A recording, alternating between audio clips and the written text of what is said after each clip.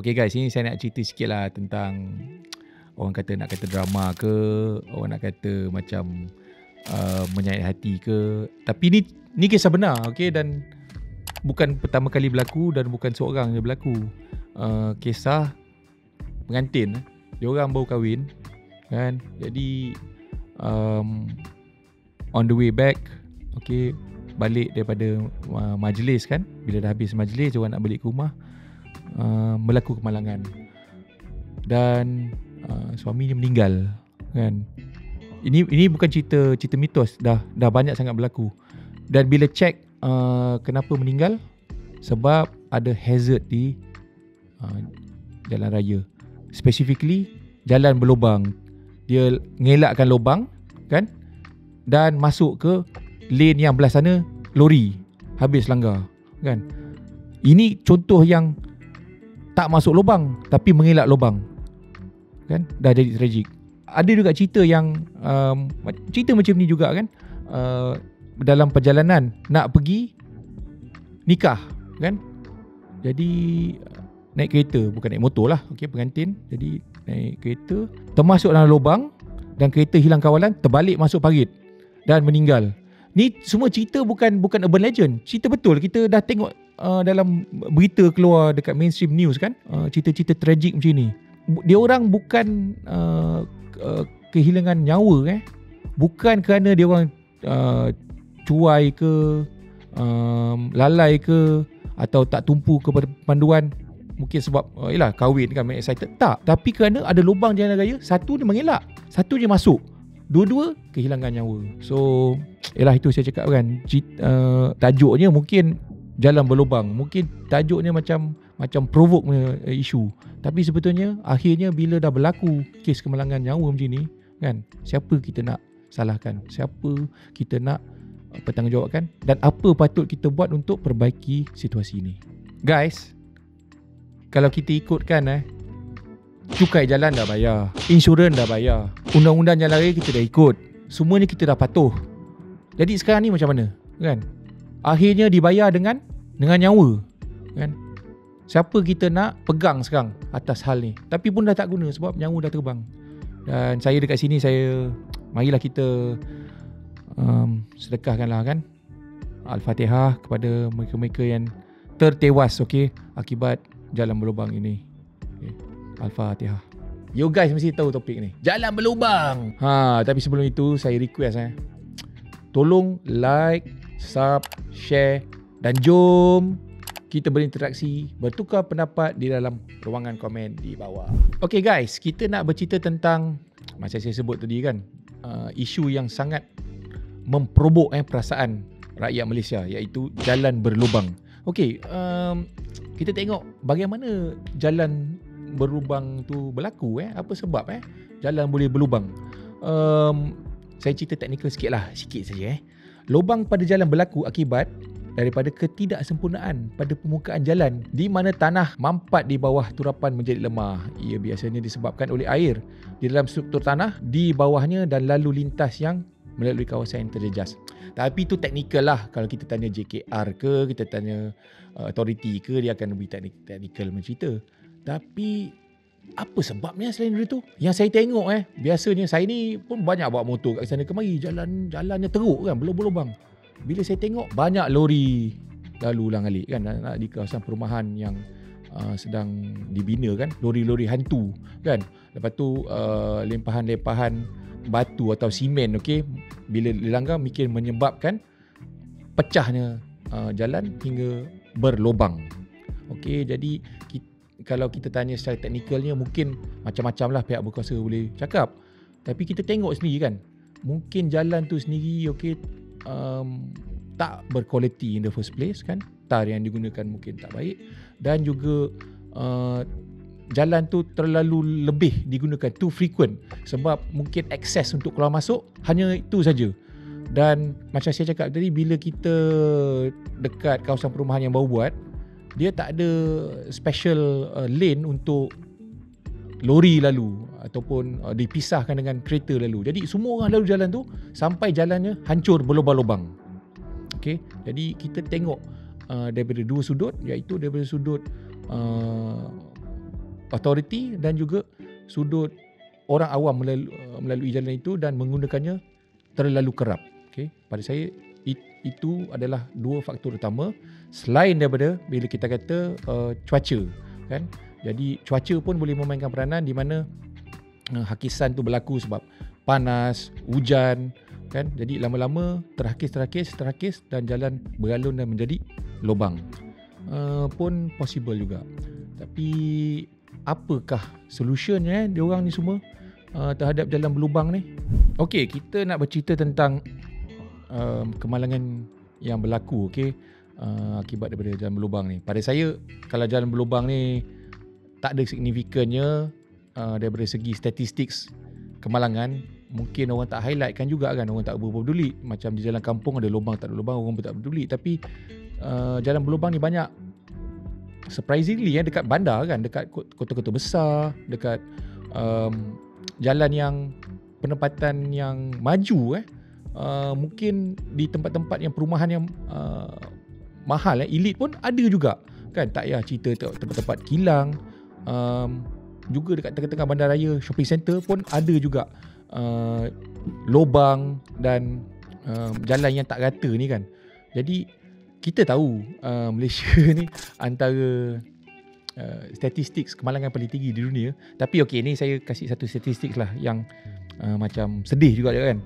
Kematian jalan raya membabitkan penunggang motosikal biasanya motosikal lah yang menjadi mangsa dalam ketidakrataan jalan ni. Okey, yang berlubang bukanlah perkara baru.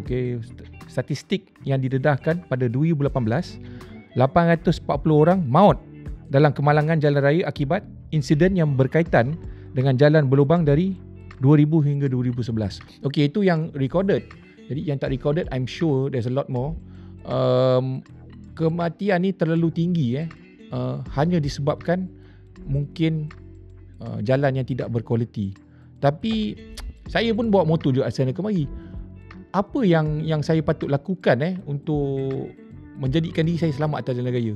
Saya kena concentrate di depan, trafik, kereta, lori apa semua. Tapi at the same time saya kena tengok dekat jalan di depan mata saya, immediate front, nampak tak ada lubang-lubang atau ketidakrataan. So itu dah jadi macam second nature kan. Ada macam kita dah ada intuisi kan untuk orang-orang yang especially berada di bandar ni lah kan. Sentiasa kena perhatikan dua benda, satu trafik, satu keadaan jalan. Jadi kadang-kadang okey, tapi kadang-kadang kalau kita dah stres balik kerja, kita tengah macam-macam ada di kepala, ia boleh menyebabkan satu macam distraction kan. Dan dua-dua benda ni mungkin boleh membawa maut. Dan saya pernah bertanya dan tengok kajian, bila orang dah tak boleh nak concentrate, dia cuba cilok dan dia tak boleh nampak lagi ketidakrataan jalan dalam lubang tu, itu akan berlaku. Dia akan langgar, tersepit kat bawah lori, terhentam kereta dan kemalangan jiwa dan injury berlaku lah. Okay guys, semua ni dah berlaku. Jadi kita pun dah accident, dah langgar lubang, motor dah rosak, kereta dah rosak. Apakah tindakan seterusnya yang kita boleh buat? Sebab ada orang cakap ini adalah tanggungjawab majlis atau pihak autoriti. Dan kalau kita nak claim dekat insurans tak akan cover kot langgar lubang. Tapi kereta kita dah jahanam. So dekat mana kita nak buat tuntutan Okey, yang saya faham, saya difahamkan, kita boleh buat tuntutan kerosakan kereta akibat jalan berlubang daripada pihak majlis atau pihak berkuasa yang bertanggungjawab yang menyelenggara jalan di mana lubang itu terletak.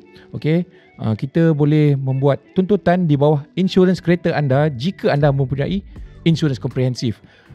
Kalau you ada insurans komprehensif, kalau yang tak ada, third party, well, so sad, too bad kan. Jangan risau kerana anda tidak akan kehilangan NCD anda walaupun tuntutan yang dibuat. Kalau anda ada tuntutan insurans komprehensif. Boleh buat report polis. Lepas report polis tu dah dapat, boleh bawa kepada pihak majlis. Majlis pemandaran yang dekat mana insiden tu berlaku dan buat tuntutan. Berapa banyak boleh tuntutan? Itu bergantung kepada jenis-jenis compensation yang diberikan oleh pihak PBT itu sendiri. Jadi kalau perkara ni berlaku, kita jangan diamkan diri sebab kereta motor dah jahanam. Jadi memang ada polisi PBT untuk membayar ganti rugi sekiranya perkara ini berlaku. Apa yang anda perlukan, of course, tadi macam saya cakap, report polis dan gambar-gambar yang menunjukkan insiden itu berlaku dan valuation daripada workshop, menandakan apa yang rosak dan apa yang perlu diganti rugi dan boleh buat tuntutan di pihak PBT di mana kerosakan itu berlaku disebabkan oleh jalan berlubang. Sekarang kita bercerita pula tentang kita dah compensate, dah boleh dapat duit tuntutan. Kita dah cerita pasal fokus di jalan raya tentang nak mengelakkan lubang, kan, attention span kita macam mana. Tapi let's face it lah, akan berlaku juga kan. Saya pun naik motor, saya pun naik kereta, memang tak boleh elak lah kan. Kalau ada lubang di depan, kenapa kita tak boleh elak? Sebab kalau kita elak, lubang tu kat depan, kita elak ke kiri, masuk longkang. Kalau kita elak ke kanan, mungkin kita hentam kereta belah sana. Kalau kita slow down, mungkin kena sondol dari belakang. So apa yang kita boleh buat? Kita terpaksa langgar saja walaupun kita dah nampak. Jadi agak-agak apa yang akan rosak?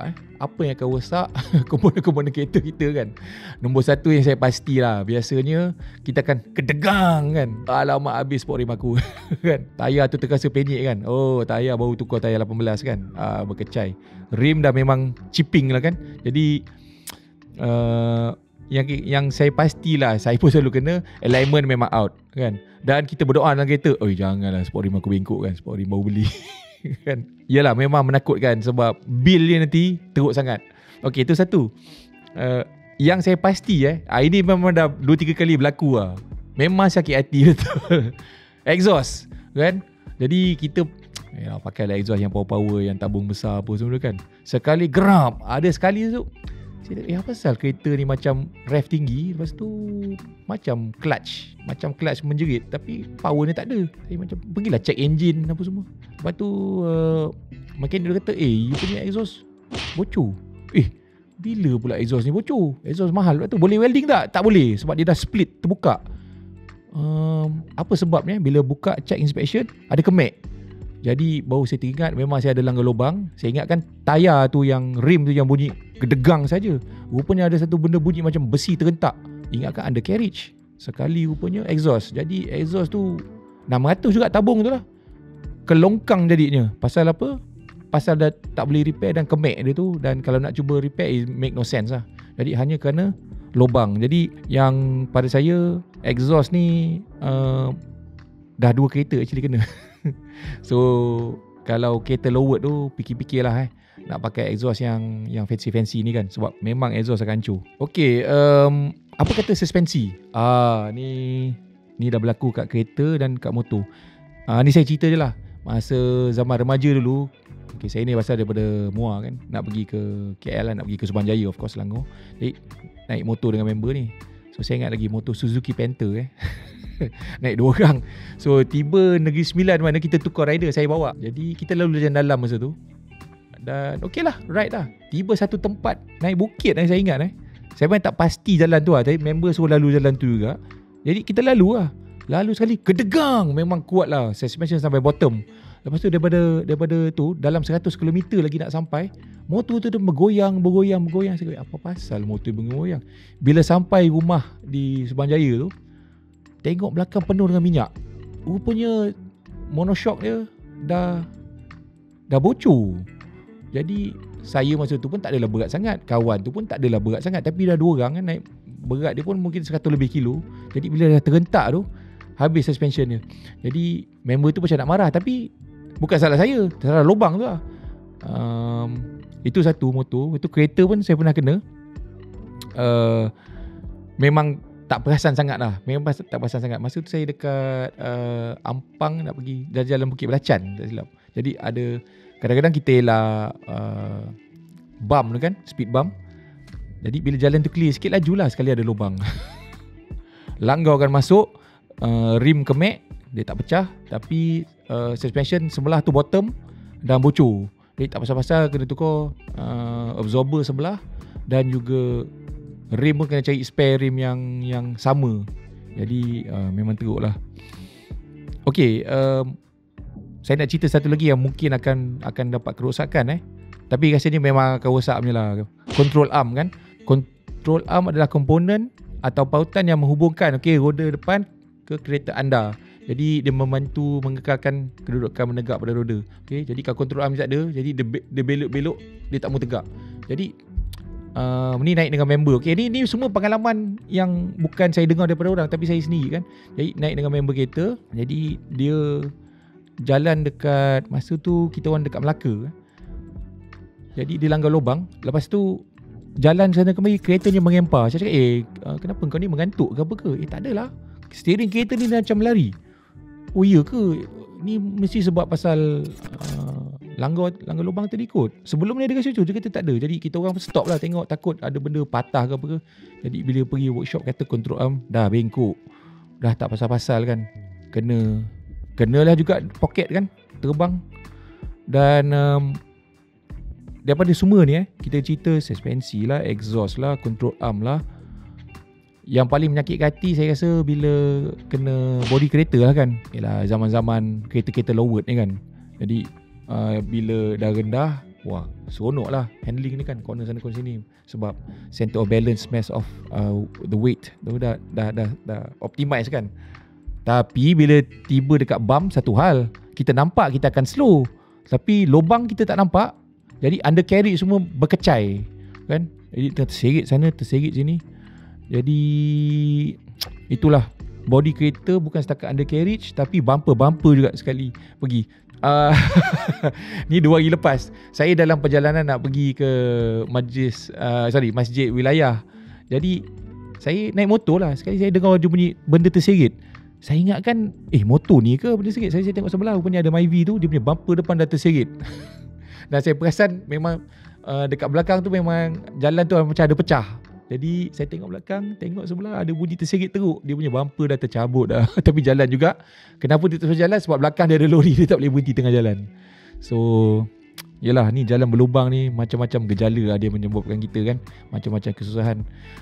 Mungkin kita tak cedera, tak mati, tak berlanggar kerana jalan berlubang. Tapi oleh kerana bila dah berlanggar, dah menyebabkan kerosakan kepada kereta, mungkin kita terpaksa slow secara mengejut, atau kereta dah tumbang ambing, terhoyong hayang, motor tu pun sendiri dah tak seimbang. Takut orang belakang atau orang tepi yang tak perasan yang kita ni dah lost control, dia pula langgar kita. Dah ada banyak berlaku macam ni kan, bila mengelak gejala dekat tengah jalan kan. Macam lubang sini lah, orang mengelak pergi ke kiri atau ke kanan, dah terhentam dengan pengguna jalan raya yang lain. So pada saya, jalan berlubang ni bukan sesuatu yang baru kan. Jadi kita kena ada repertoire dalam kepala kita ni, yang selain daripada pemanduan berhemah, tapi pemanduan yang fokus terhadap lagi satu poin macam saya cakap tadi.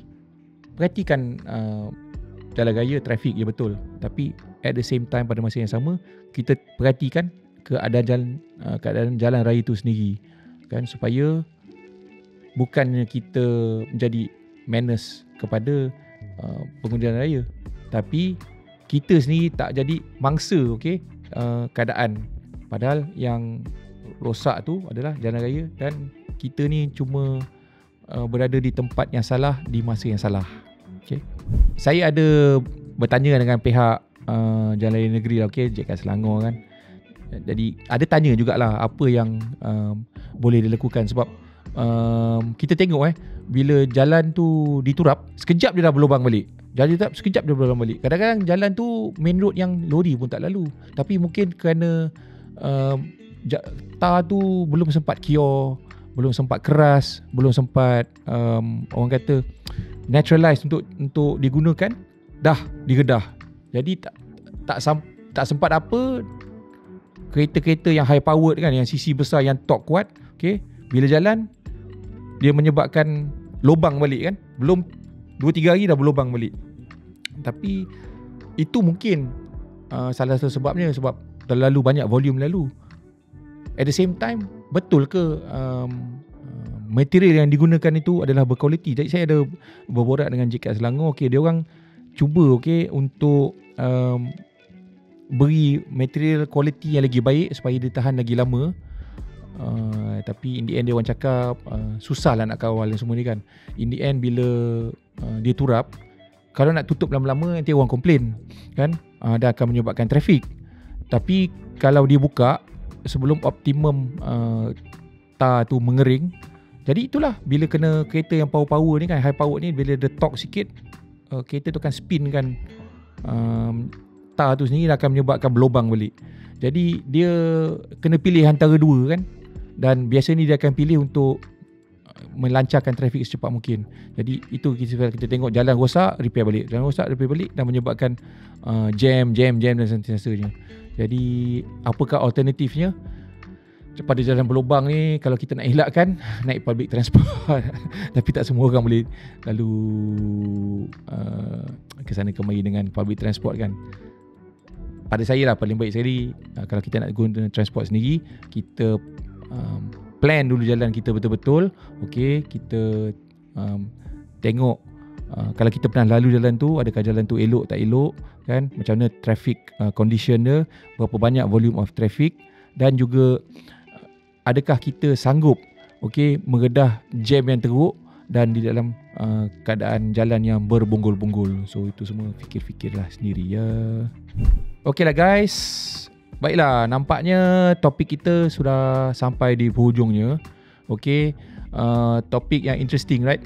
Saya rasa semua orang akan melalui jalan berlubang ni. Tapi saya surprise ya, kenapa masih lagi kalau kita tengok silibus untuk dapatkan lesen ni, cara-cara menangani havoc ataupun jalan raya yang tidak rata, okay, yang jalan raya yang bahaya, tidak ada lagi dalam silibus ni. Jadi kita mesti ada some sort of cara untuk menangani bukan sahaja skill driving, tapi juga kesabaran, mindset, penerimaan tentang hazard di jalan raya seperti jalan berlubang. Dengan ini saya nak end kita punya topik ni. Dengarkan kami juga di Spotify, dan kita bertemu lagi di dalam episod akan datang dalam Talk Gear. Jangan lupa like, share dan sub. Saya Dr. Yahya, bukan Dr. Bedah tapi membedah persoalan di dalam topik menarik akan datang. Terima kasih.